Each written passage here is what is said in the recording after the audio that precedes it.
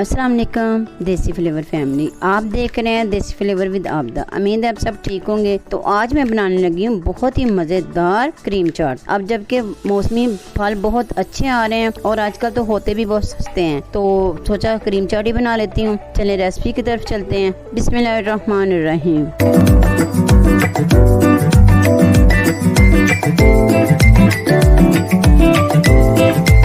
Apple मैंने धोकर अच्छी तरह से इस तरह से क्यूब में काट लिए हैं। इसके छिलके नहीं उतारे, इसके छिलकों के भी बहुत सारे फायदे होते हैं। इसी तरह मैंने नाशपाती के भी छिलके नहीं उतारे और इसको भी धोकर अच्छी तरह से क्यूब में काट लिया है। और मैंगो को भी मैंने छील कर इस तरह से काट लिया है। और ये बनाना भी आप इस तरह से काट लें। और जो ग्रेप्स बड़े थे मैंने उसको 2 हिस्सों में काट लिया। और ये पीसी हुई चीनी है, ये मिक्स फ्रूट अनानास के हैं, ये मैंने बाजार से लिए हैं। और कुछ 2-3 खजूरें बारीक काट ली हैं और 1 पैकेट क्रीम का।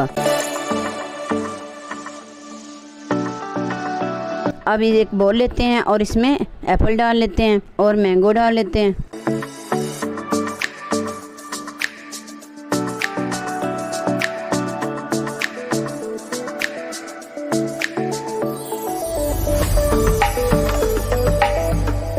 और नाशपाती डाल लेते हैं। जो अंगूर बड़े थे मैंने उन्हीं को काटा है, बस दूसरे मैंने साबुत ही रहने दिए हैं। और अब ये खजूरें डाल लेते हैं और ये कॉकटेल, ये मिक्स फ्रूट है, इनको डाल लेते हैं। और चीनी, पीसी हुई चीनी मैंने डाली है। अब इनको मिक्स कर लेते हैं।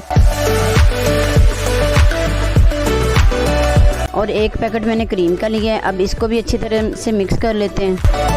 और अगर आप मेरे चैनल पे नए हैं तो सब्सक्राइब करें, लाइक करें, शेयर करें और कमेंट में मुझे बताएं कि आपकी क्रीम चाट कैसी बनी।